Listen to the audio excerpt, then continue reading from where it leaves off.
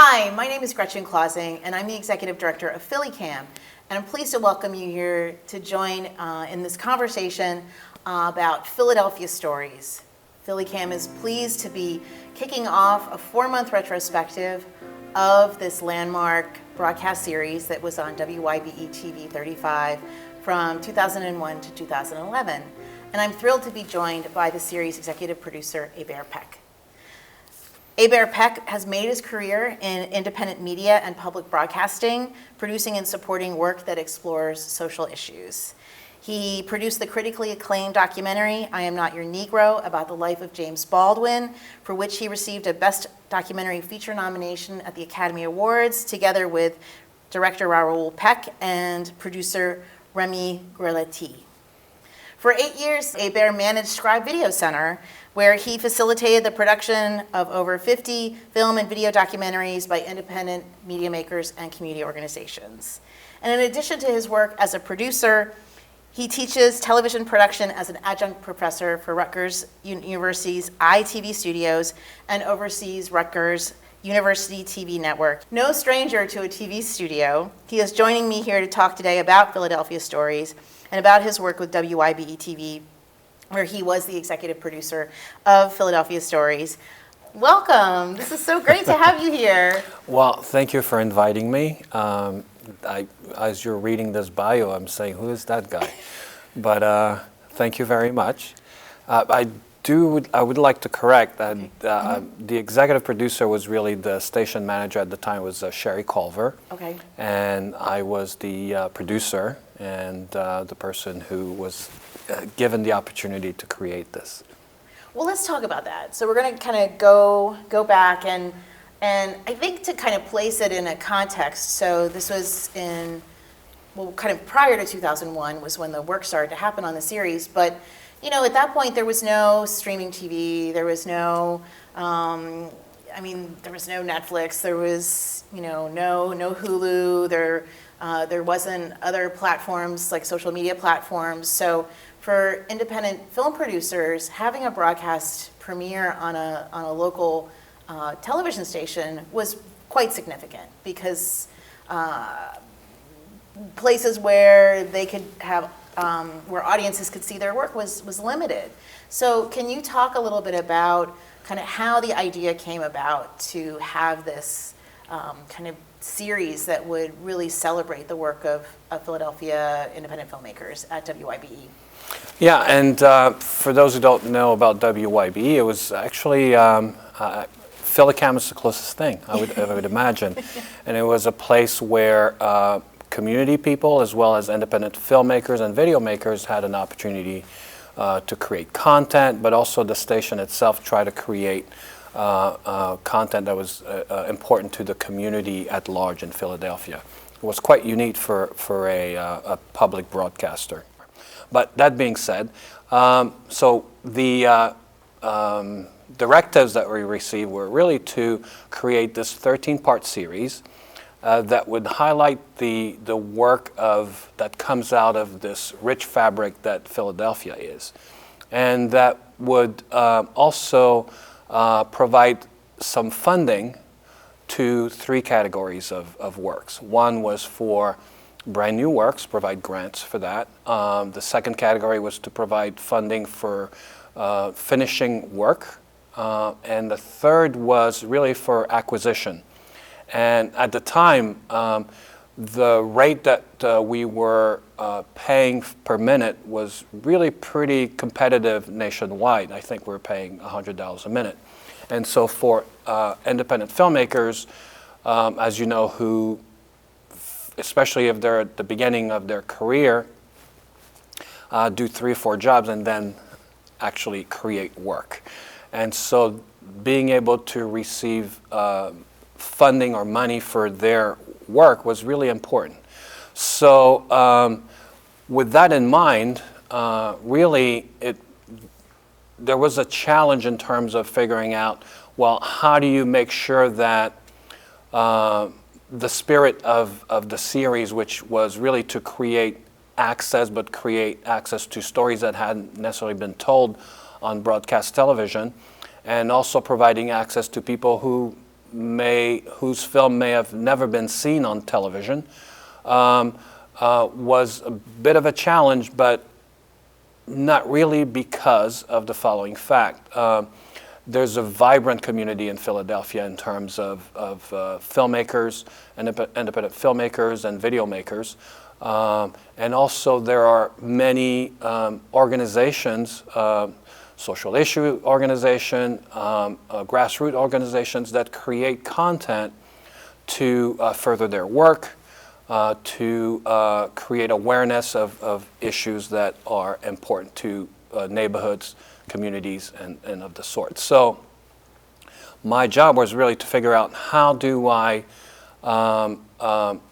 create that access in a very structured manner, and also to create a television series. So it had to be engaging as well. So that's where it started, and the nice thing was that for a young producer at the time, I really had a lot of liberties and the trust of YBE's management. At the time was Sherry Culver. So when you talk about liberties, like what do you mean? Well, for instance, knowing that these were the categories, one of the things I wanted to make sure was that the process was fair.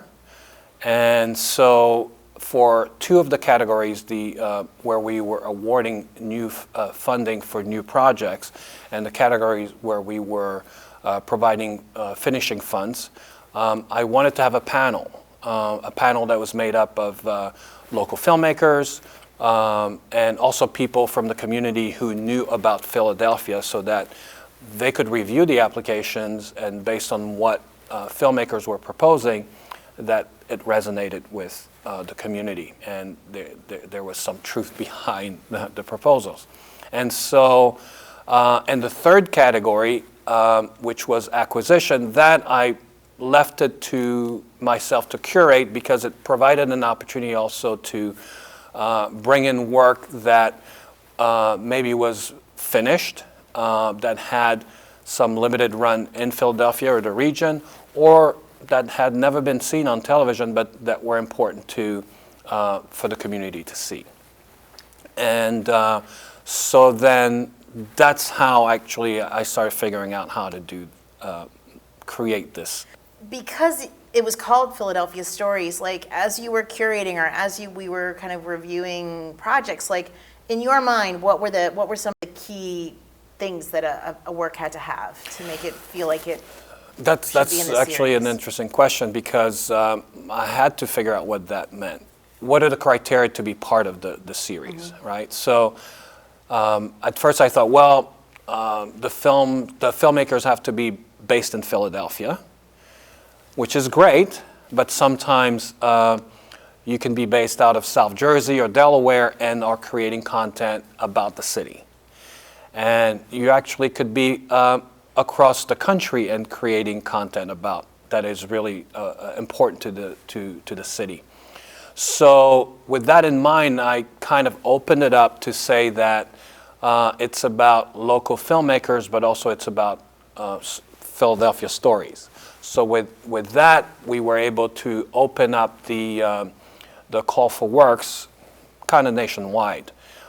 Well, and I also think what was exciting about it was because it was, at the time, it would be like a 13-week series, and it would have a premiere screening event and would bring people together, and then it would kind of run sequentially on the channel.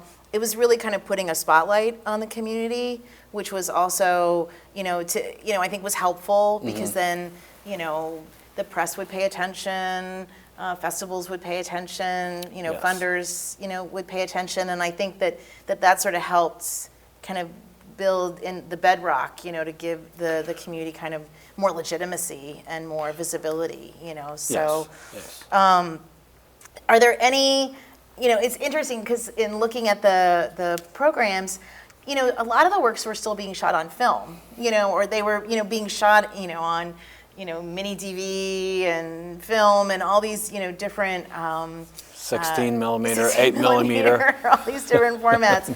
And So I was wondering, do you have any kind of memories of particular projects or particular episodes that you were excited about and how they kind of represented the series? Well, it's hard to choose one or two because it was quite eclectic. I remember we were trying to make sure that we included animation. Because many stories are told through animation, but independent animators often don't get their work seen on television.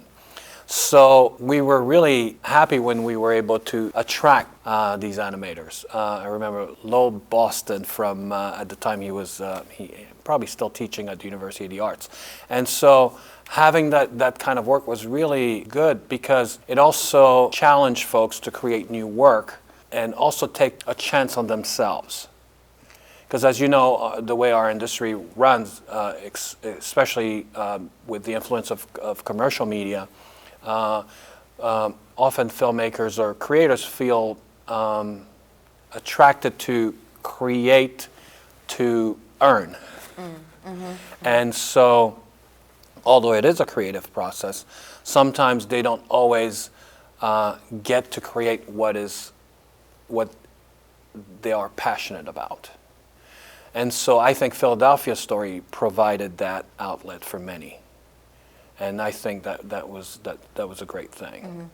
You know? Well, yeah, and what was fun about it was that, again, it didn't look like the television that you were typically accustomed to tuning into, because it would feature a number of short works within an hour, and like you said, would shift the genres radically from like one episode to from one film to the next. Yeah, the curating aspect was a bit challenging.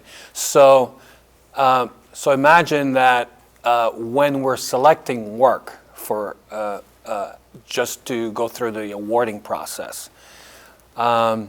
The panel's really not saying, oh, we need this length or that length. Most of the time we would say, at least in the application, that it's up to 15 minutes and we may look at 30 minutes. But that we would accept everything in between because we wanted to make it as inclusive as possible. For instance, for an animation, it would be very difficult for someone to deliver a 15-minute short animation, but they could probably deliver 3, 2, or 5 minutes. So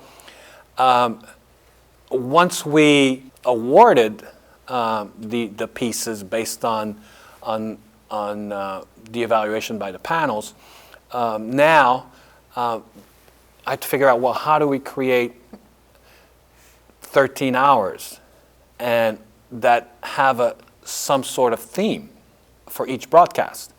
And so that was a long process, but the good thing is that we had that acquisition pot, which allowed us to figure out how to create a concise series as much as possible, so that we would see what was a great hour and what we had in terms of the 2 first categories, and then figure out, well, who do we need to reach out to, which communities that would whose work would really work well with that 1 hour, and that was a bit of a struggle, but it was quite fun. This is a bit of a strange question, but I'm going to ask it anyway. So, when you were doing the work on the series, it was important that the series have kind of like a look and feel and a graphic design for the logo so that it was recognizable, and you worked with a local designer, Kevin Deal, on the initial kind of look. And it has this like kind of sewer grate, and I was just wondering if you could talk about like what, for you and Kevin, like that represented for the series. There's a couple of things. One is, I can't remember how we decided on the grade. It might have been because Kevin had a series of photographs as we were trying to come up with a concept, a series of photographs that he had taken. And I remember seeing the grade, and there was something about it that said, unseen work that said, things that are done by people you don't see, that are somehow part of the structure of the city. There was something about the metal, and then there was a larger picture that showed the cobblestone. And it made me think about, well, if you go down, you realize that every neighborhood is connected. And so that, although at the time, of course, there was no real internet as we have now, where we are connected with a series of pipes. Of course we are. You just plug in or through Wi-Fi. But this was almost this sense of that, as the viewer, you could almost go underneath the city, and you come up in a place where you come in a neighborhood that you probably didn't know anything about.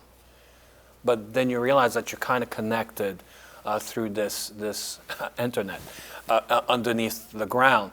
And so that's what it meant to me. There was something about that connection, and that was not always apparent to people based on the conversations they were having, based on what communities were saying about other communities, but maybe by connecting them through these, what do you call them, manhole, there was something that could happen. And so we talked about that, and then we began to figure out, well, Kevin is a great designer and also a musician. And so he had several comps that he came up with, and so we wanted first an open and also some interstitials to put in between each pieces that would announce the next pieces. And then music was important too. So the music was created by this composer and actually a good friend who passed away, Philip Parker.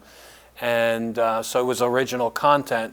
So basically we gave him the idea of what the series was about, and showed him some imagery, and then he came up with the score for the series. Oh, that's so cool. Thank you. I mean, well, no, because, it was always, I think, up for interpretation, and I appreciate you kind of hearing that, because I actually really like this idea of filmmakers as part of like the infrastructure, in the city. I may have touched on it earlier, but I do want to spend some time talking about that. So we had independent filmmakers, but also we had members of community organizations who had been doing a lot of work to inform the larger community, but also their community in terms of issues that were important. And so, and I'm talking there about organizations, and well, if PhillyCAM had been there at the time, but I'm talking about places like Scribe,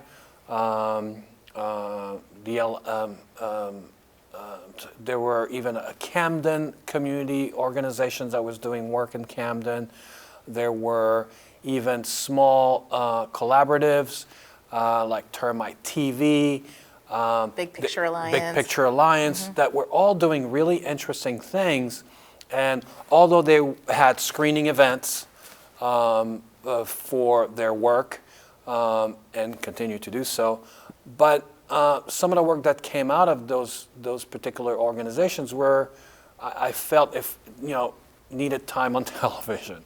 And so we were able to work with them and invite them to present some of the work they felt were strong to be on television. And so that I believe was, to me, that was really important. Well, it's cool because, Scribe, Big Picture Alliance are two media organizations that continue to thrive and grow and have a significant impact here in the city. Termite TV is still active and is going to be having an anniversary coming up that they're going to be celebrating. I think it's 30 years this year.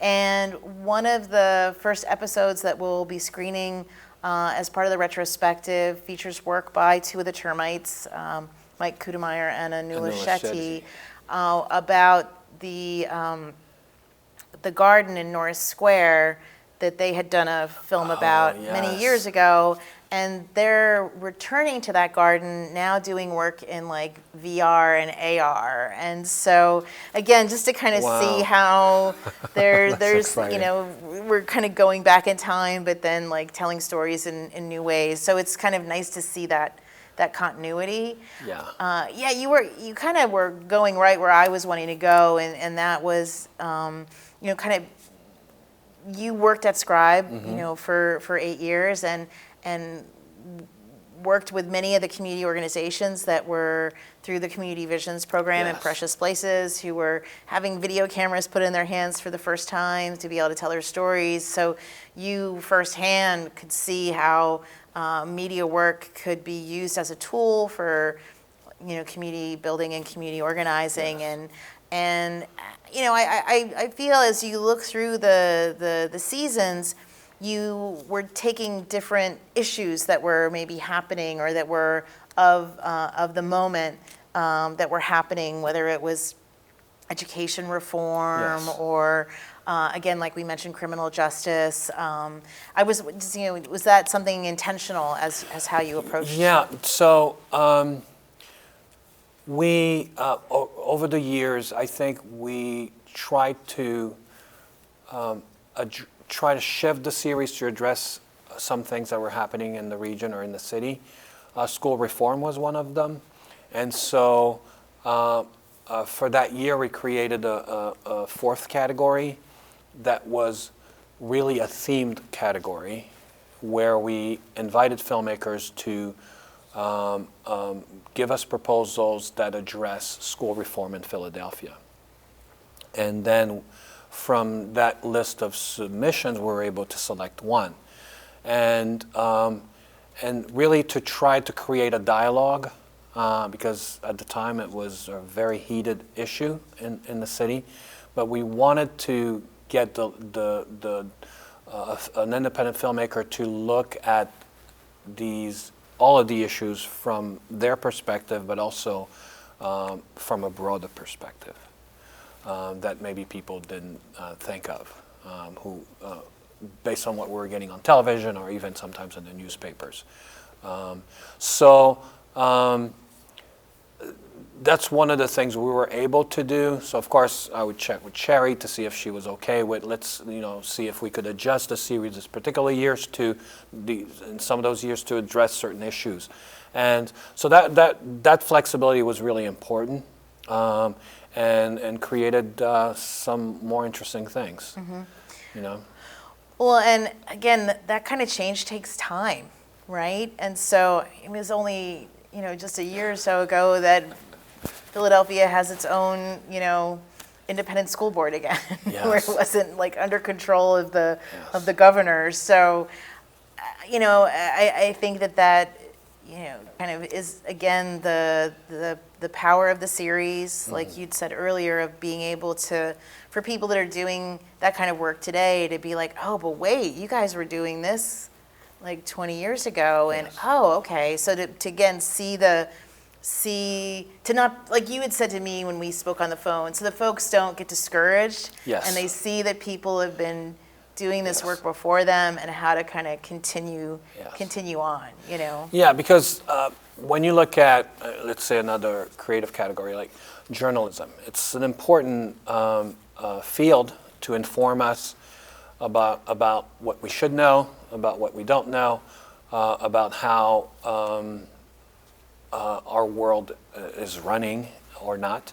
And so, but journalism tend to be current issues and then moves on, right? And we have come to a place where sometimes it's even hard for newspapers to, or even newsrooms to invest in long-form reporting that take time, that also, once they're created, you have something that will last for a while. So documentaries and independent creative works tends to have longevity and tend to spend a lot of time on creating content that will last, in a sense. So when you look at many of the work coming out of Philadelphia Stories, I think it helps create that library of important works that you can go to and educate you, to help you move to the next step in terms of whatever it is that you're interested in.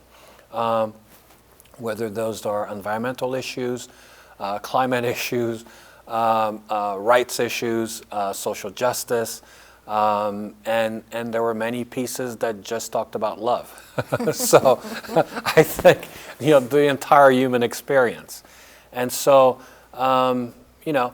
that was great. That's really, I think that's important. Well, thank you for sitting down with me to talk about this.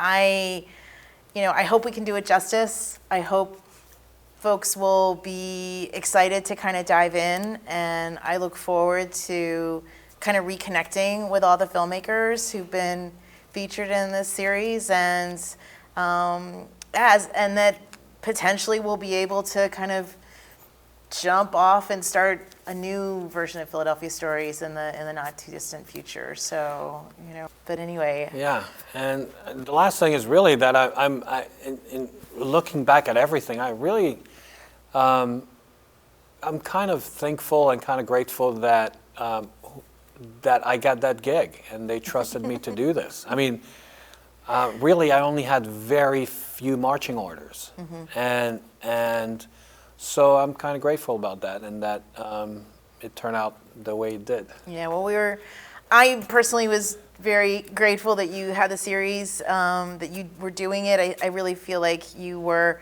a mentor for many people, and really were kind of that kind of convener and cheerleader for all of us, and how you put this together. And again, super appreciative of WYBE and how they were that alternative public broadcasting station. Of course, I'm thrilled that there is now the Independence Public Media Foundation, and that the station has transitioned into a new way to support media makers. But being able to have a series like this created at that time was really wonderful. And appreciate that you could be here to talk about the series. And I hope people are going to check it out and dive in with us. So thank you for being here. Well, thank you for having me, and thank you for showing this again. Great. And so if folks are interested in finding out more about Philadelphia Stories and joining us over the next 4 months as we do the retrospective, you can find out more at phillycam.org.